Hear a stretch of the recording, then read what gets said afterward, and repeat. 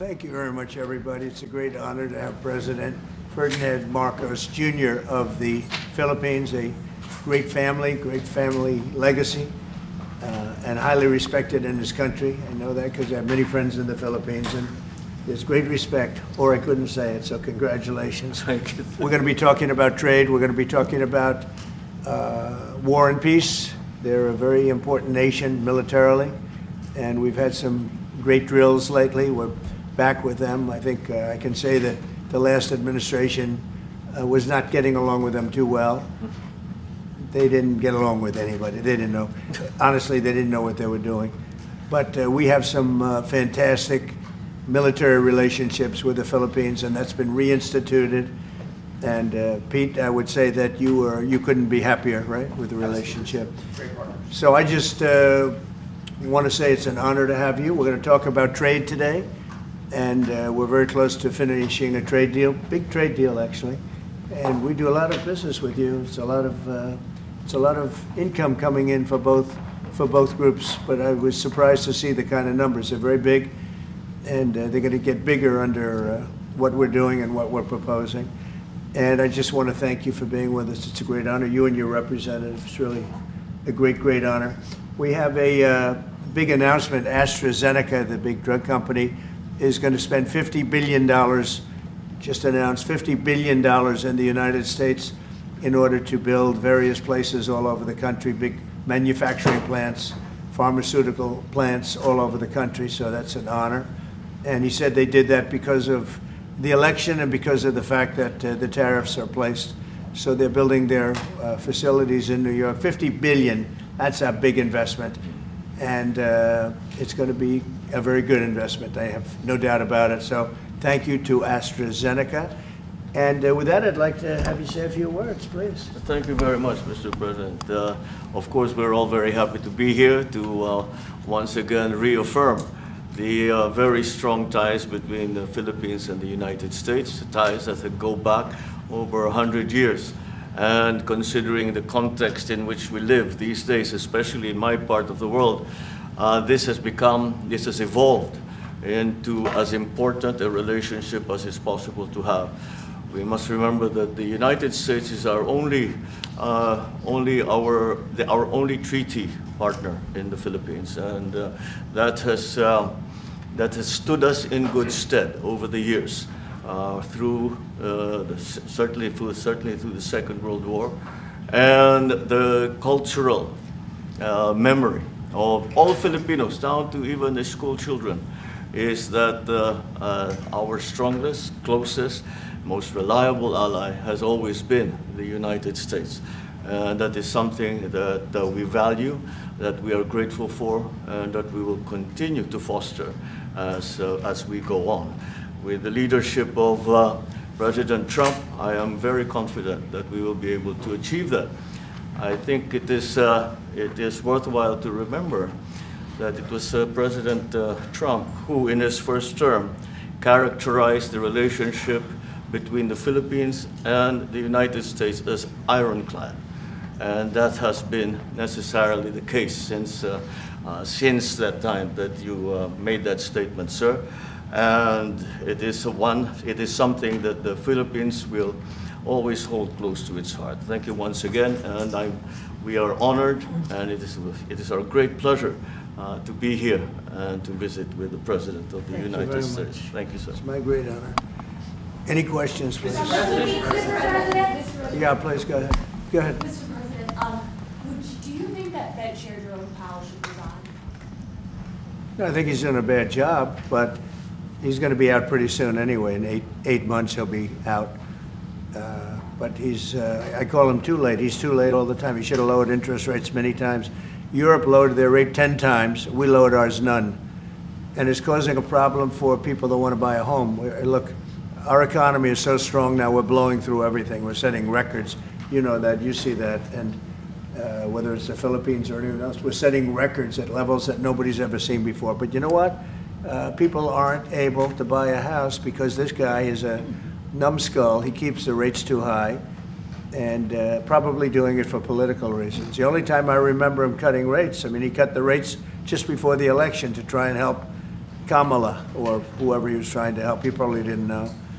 And he's building a building. He's $2.7 billion. They have a $900 million overrun. What is that? And that was given by Biden. That was another Biden deal. And this guy's building this building that's severely overrun. And what does he need the building for? What does he need? He needs space for more people. So they did a big study the other day, and they called all of the great intellects and the great economists and all of the great everything. And it was 71, and only 2 got it right. Me and another gentleman that happens to be very smart. 69 people got it wrong, and the Fed got it wrong, more wrong than anybody. And you know, he has these think tanks, and they build buildings for people that think.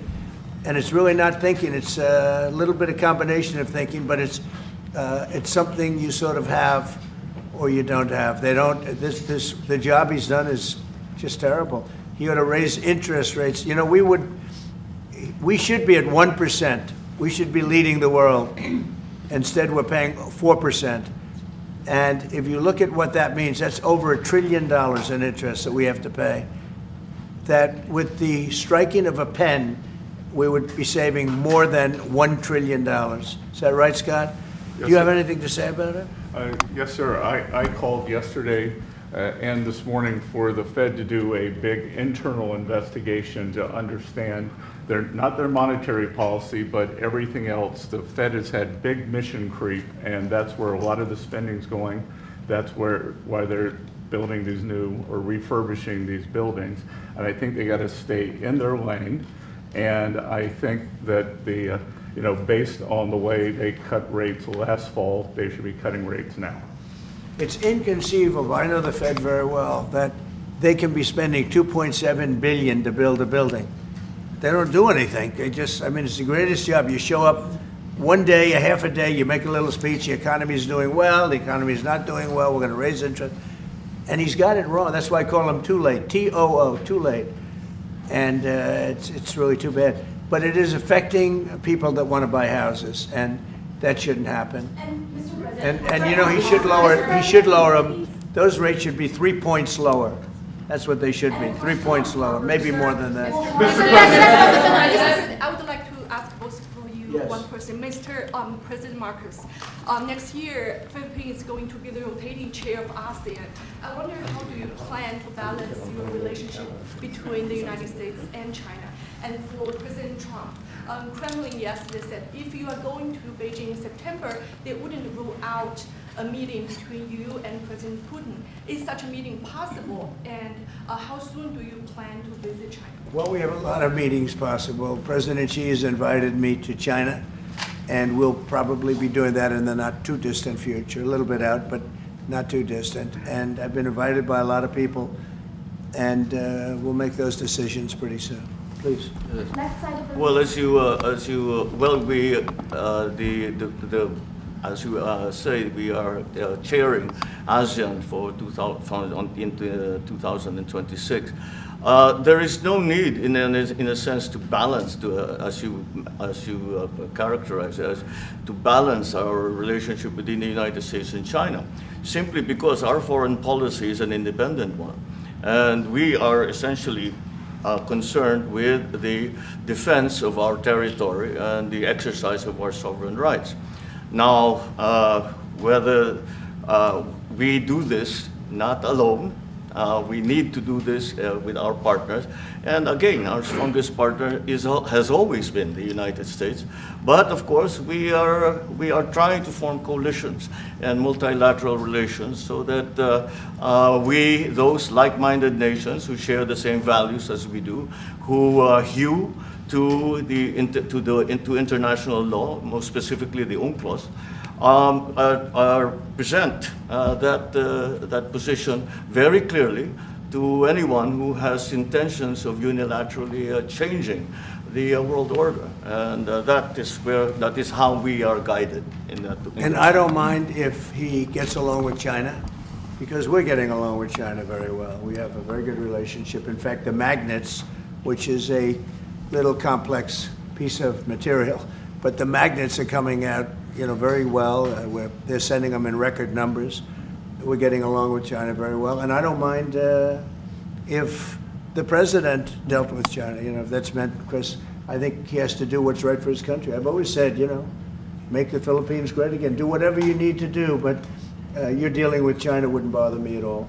No, well, now it is something that we have to do in any case, Yeah. and certainly that. What are your comments to the Mr. Philippines? President, do you support the Justice Department seeking a new interview with Ghislaine Maxwell? Did you urge the Attorney General to seek? I don't know anything about it. They're going to what? Meet her? Your Deputy Attorney General has reached out to Ghislaine Maxwell's attorney asking for a new interview. Yeah, I don't know about it, but I think it's something that sounds appropriate to do, yeah. Do you have any concern that your Deputy Attorney General, as your former attorney, would be conducting the interview, given? No, I have no concern. He's a very talented person. He's very smart.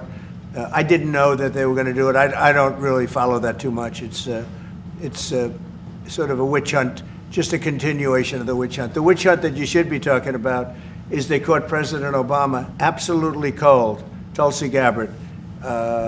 What they did to this country in 2016, starting in 2016, but going up to 2020 in the election, they tried to rig the election, and they got caught. And there should be very severe consequences for that. When we caught Hillary Clinton, I said, you know what?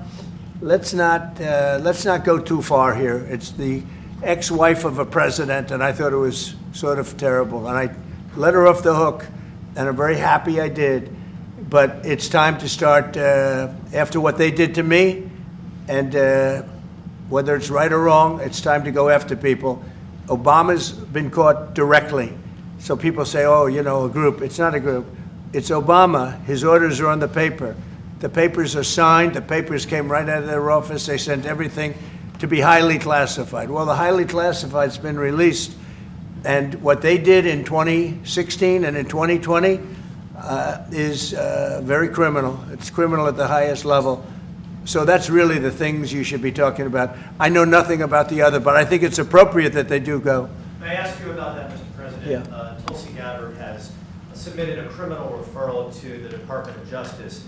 From your perspective, who should the DOJ target as part of their investigation? What specific figures in the Obama administration? Well, based on what I read, and I read pretty much what you read, it would be President Obama. He started it. And Biden was there with him, and Comey was there, and Clapper. The whole group was there. Brennan, they were all there in a room. Right here, this was the room. This is much more beautiful than it was then, but that's okay. I have nice pictures up. They came out of the vaults. They were in there for 100 years. This is much more beautiful. We have the Declaration of Independence now in the room, which wasn't here. I guess people didn't feel too good about putting it here, but I do. But you know what? If you look at those papers, they have them stone cold, and it was President Obama. It wasn't lots of people all over the place. It was them too. But the leader of the gang was President Obama, Barack Hussein Obama. Have you heard of him? And except for the fact that he gets shielded by the press for his entire life, that's the one look, he's guilty. It's not a question. I like to say, let's give it time. It's there. He's guilty. This was treason. This was every word you can think of. They tried to steal the election. They tried to obfuscate the election. They did things that nobody's ever even imagined, even in other countries. You've seen some pretty rough countries. This man has seen some pretty rough countries, but you've never seen anything like it. And we have all of the documents. And from what Tulsi told me, she's got thousands of additional documents coming. So President Obama, it was his concept, his idea, but he also got it from crooked Hillary Clinton. Crooked is a $3 bill. Hillary Clinton and her group, the Democrats, spent $12 million to Christopher Steele to write up a report that was a total fake report. Took 2 years to figure that out, but it came out that it was a total fake report. It was made up fiction. And they used that. Now, the one thing they weren't able to do was and probably the only thing I respect about the press in years is the press refused to write it before the election. They refused to put it in. The Steele report was a disaster. all lies, all fabrication, all admitted, an admitted fraud. She paid $12 million, and the Democrats, for that report to a wise guy named Christopher Steele. He wrote a phony report, and they wanted to get that report in before the election. And I'll tell you what, I talk about all the time, the fake news, how bad it is. But in this case, they wouldn't do it. They saw it, they read it, and they said, we don't believe it. And it was only after, substantially, like a month and a half after the election, that it got printed, and it was a big wisp. It was just like a bang of nothing, because the election had ended.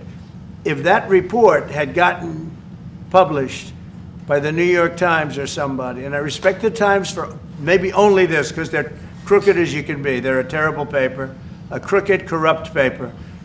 But for this one moment, they said, this is bullshit, we can't put this in. And neither could any other paper. Wall Street Journal's a lousy paper, very, very dishonest paper.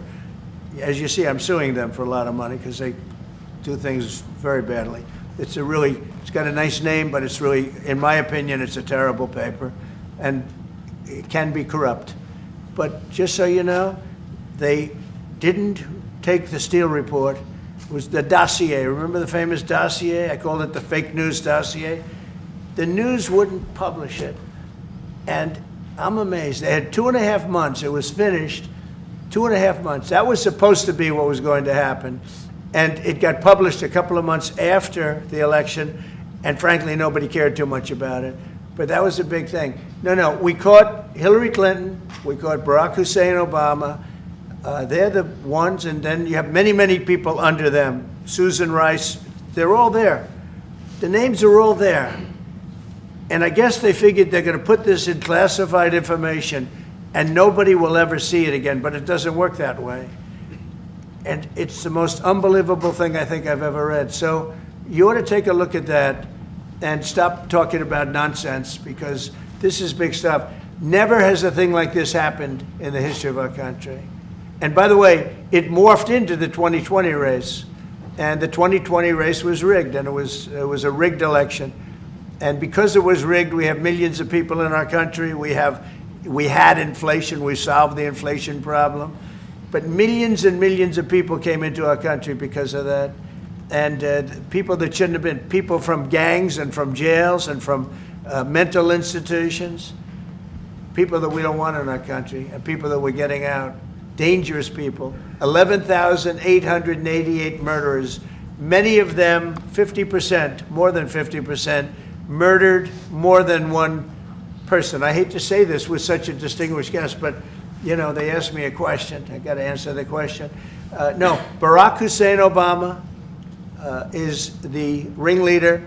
Hillary Clinton was right there with him, and so was Sleepy Joe Biden, and so were the rest of them. Comey, Clapper, the whole group. And they tried to rig an election, and they got caught. And then they did rig the election in 2020. And then because I knew I won that election by a lot, I did it a third time, and I won in a landslide. Every swing state won the popular vote. But I won that all the same way in 2020. And look at the damage that was caused.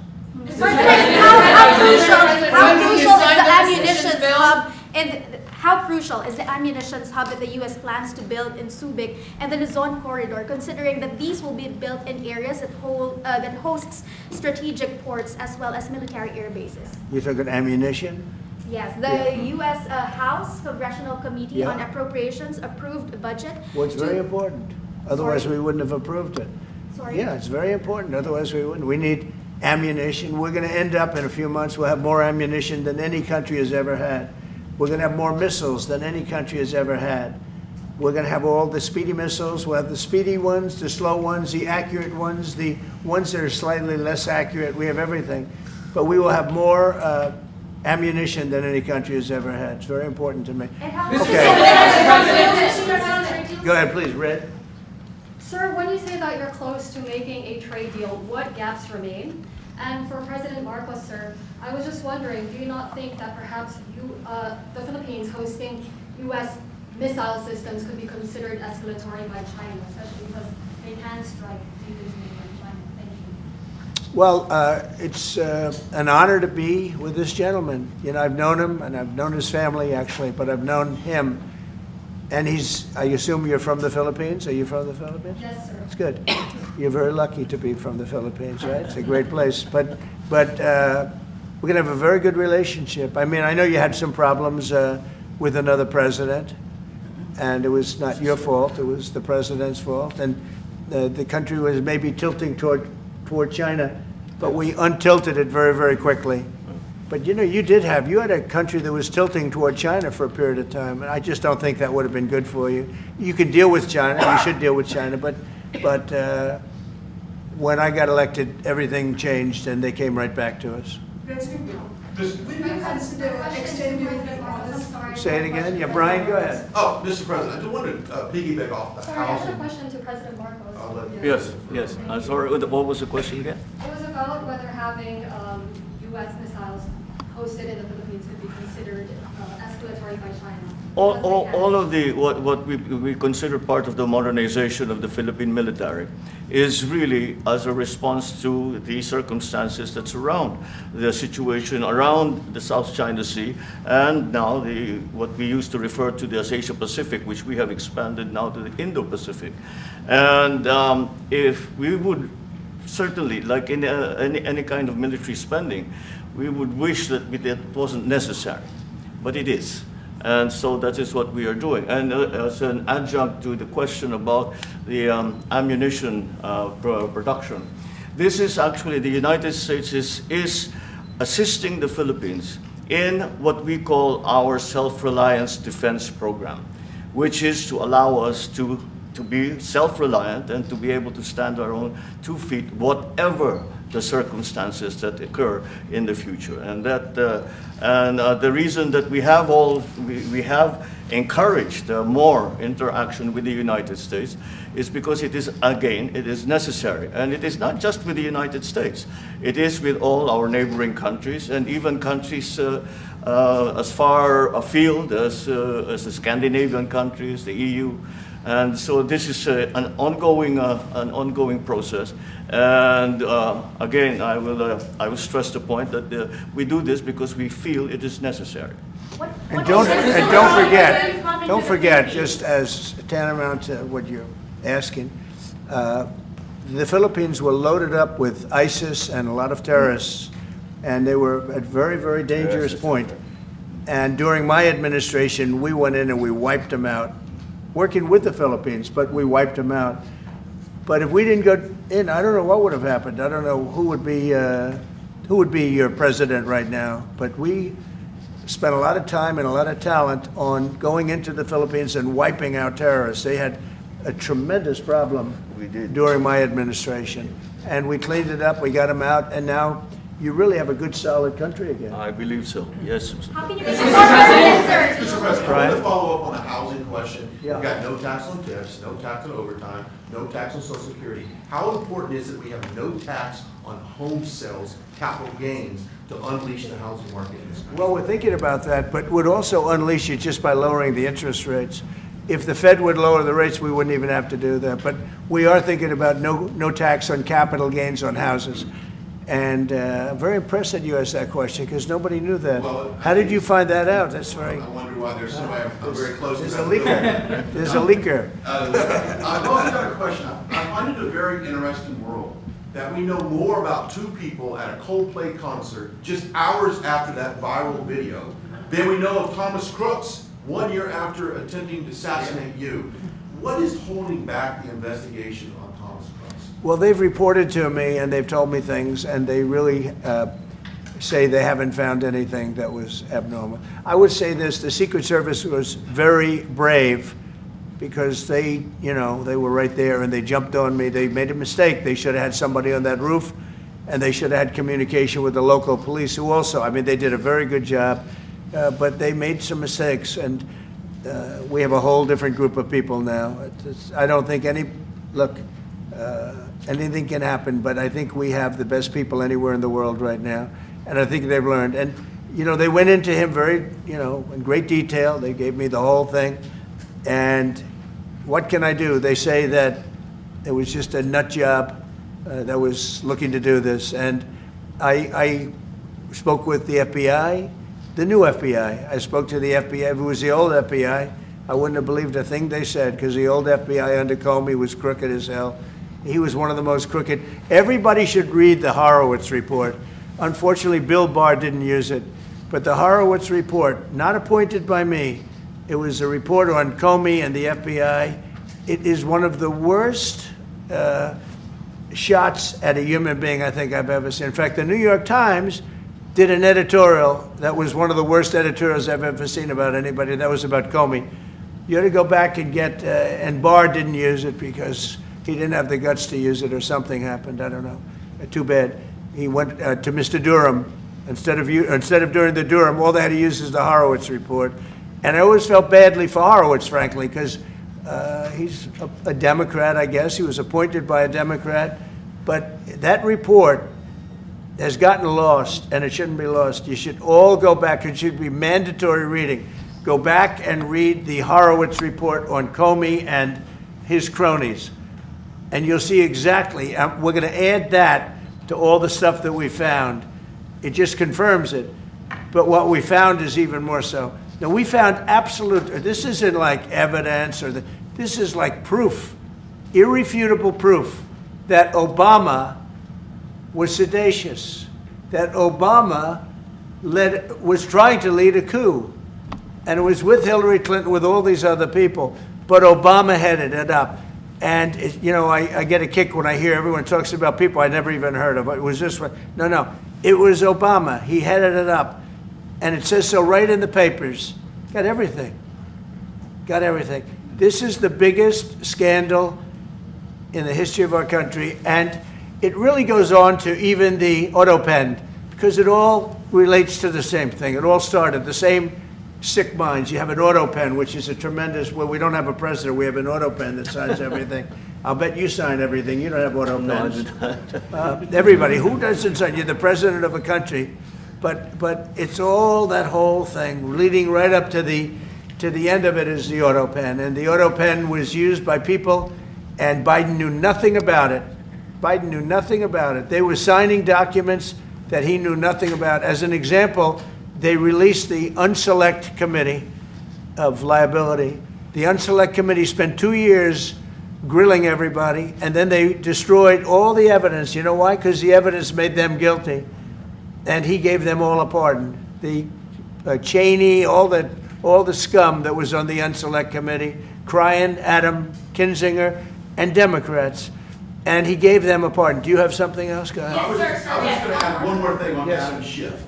Director Pulte reports that Adam Schiff claims he lived in a one-bedroom apartment. Now, how does a family of four, and you're a developer, a very successful developer, how does a family of four live in a one-bedroom apartment? No, it looks like Adam Schiff really did a bad thing. They have him. Now, let's see what happens. It's not up to me. I stay out of it purposely. But it's mortgage loan fraud. It's a big deal. He defrauded banks and insurance companies and the federal government. But it's very simple. It's mortgage loan fraud. And you're right. It's a lot of people to live in a one-bedroom apartment, right? But he put it down. But he has a lot of other things far worse than that. So, no, Adam Schiff, they have him 100% on mortgage fraud.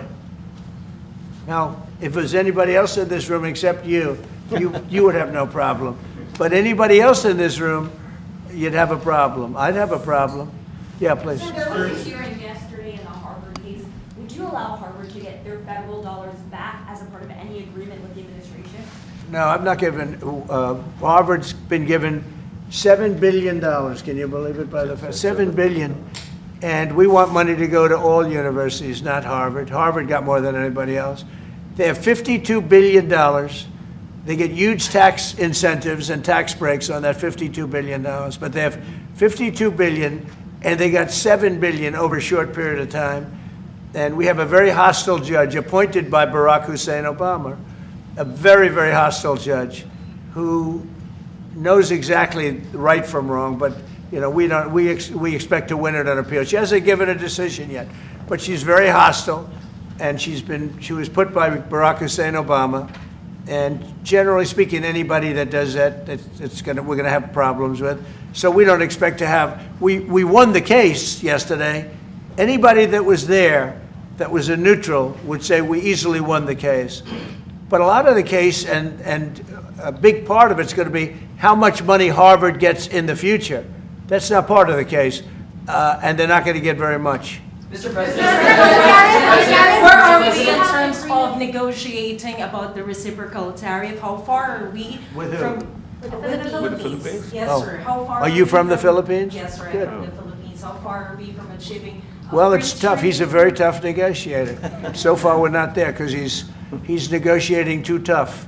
In fact, I used to like him better than I do now. He's too tough.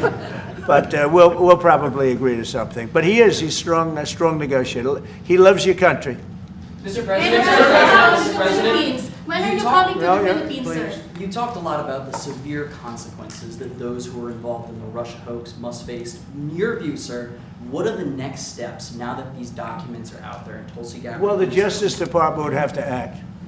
And we have a very competent, very good, very loyal to our country person in Pam Bondi, very respected. And it's going to be her decision. Just a follow-up to that, sir. Kristi Noem was in New York City visiting an off-duty CBP officer who was allegedly shot this weekend by an illegal alien who came into the country during the previous administration. Right. What is your message to any local leaders who continue to push sanctuary city policies after this nearly tragic incident? So the only thing I don't understand, because you like to understand things and we're all smart people and all, but why would they allow 21 million people into our country, unvetted, unchecked? You don't allow it. You wouldn't allow people then. He's tough. No, their country's run properly. Biden and his group of thugs, and I don't think it was Biden, I think it was the people that surrounded that beautiful Resolute desk right behind you. They allowed 21 million people, probably much more than that, and many of them came from jails and gangs and drug dealers and mental institutions, insane asylums. Many of them are very sick. 21 million, probably 25 million, probably even more than that. And we're getting them out. Many were murderers, as I said. They killed people. Many killed more than one person. Stone cold murderers. I don't understand why they would have allowed that. There's only two reasons. The vote, because they want voters. That's one reason. I don't think they would have done it for that because they cheat. You know, they're so good at cheating, they don't need that. But the vote, and the second reason is they hate our country. I think they hate our country. I actually do.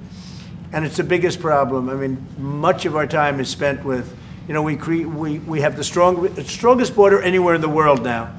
Maybe even stronger than your border, if you can believe it. We have no people came in last month, zero, which is pretty amazing. I'm not even sure I can believe that. But liberals are the ones that do that calculation. So, but we had no people come in. A year ago, we had hundreds of thousands of people come in. Hundreds of thousands of people. And they flowed in. And if it wasn't for the election, it would have been millions of people came in last year. So millions of people prior to election time, they allowed millions and millions of people to come into our, I mean, you saw it. They'd open the gates. If you took an Alabama-LSU football game that holds 128,000 people, I was there, 128,000 people, and I liked them and they liked me. But if you took that and doubled it, that's what used to flow into our country on a daily basis. It's not even believable. And we're getting them out, and we're starting with the worst ones. And we had a man shot yesterday, a police officer who's a great gentleman, shot right here in the throat. Probably won't be able to speak again. But he was brave, and he shot the other guy, and they ended up getting him. And you saw the scene where his friend took him to a hospital and dumped him down on the sidewalk. The whole thing was crazy. But why would anybody do to our country what these Democrats have done? And honestly, we can never forget it. We can never forget it. What they have done, the damage that they've done to America is very, very sad. Thank you very much, everybody. Thank you,